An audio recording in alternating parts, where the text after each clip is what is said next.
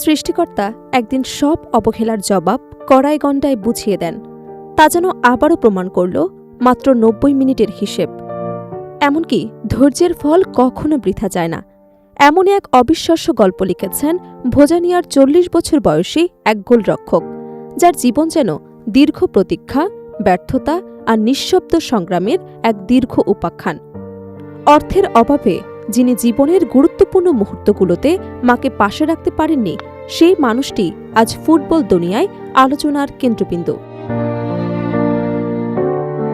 Football মাঠে তার এই ৯০ মিনিট যেন কেবল একটি ম্যাচ নয়, বরং ৪০ বছরের জমে থাকা কষ্ট, অপমান আর অপেক্ষার প্রতিশোধ। জীবনের শুরুটা সহজ ছিল না তার। দীর্ঘদিন খেলেছেন অপেশাদার পর্যায়ে, কখনোই পাননি বড় কোনো ক্লাবের সুযোগ। বয়স যখন অন্যদের ক্যারিয়ারের শেষের পথে, তখন তার কেবল শুরু। ম্যাচের আগে সবচেয়ে আবেগঘন মুহূর্ত ছিল ব্যক্তিগত জীবনের এক বেদনা। সময় মতো ভিসা না হওয়ায় মাকে মাঠে আনতে পারেননি তিনি। ব্যথা পেলে হাসে পুরুষ, সুখের দিনে কাঁদে। নীরবে একা জ্বলে যাওয়া পুরুষ সফলতায় প্রিয়জনকেই খোঁজে। জীবনের সবচেয়ে বড় দিনের সাক্ষী হতে পারেননি তার মা। সেই শূন্যতা যেন মাঠে দাঁড়িয়ে চোখের পানিতে রূপ নেয়। ম্যাচ শেষে অঝরে কেঁদে ফেলেন এই অভিজ্ঞ গোলরক্ষক, যিনি ৪০ বছরের জমে থাকা আবেগ একসাথে ভেঙে পড়ে। মাঠের পারফরম্যান্সে তিনি ছিলেন অনন্য। গুরুত্বপূর্ণ মুহূর্তে একাধিক সেভ করে দলকে ম্যাচে টিকিয়ে রাখেন তিনি।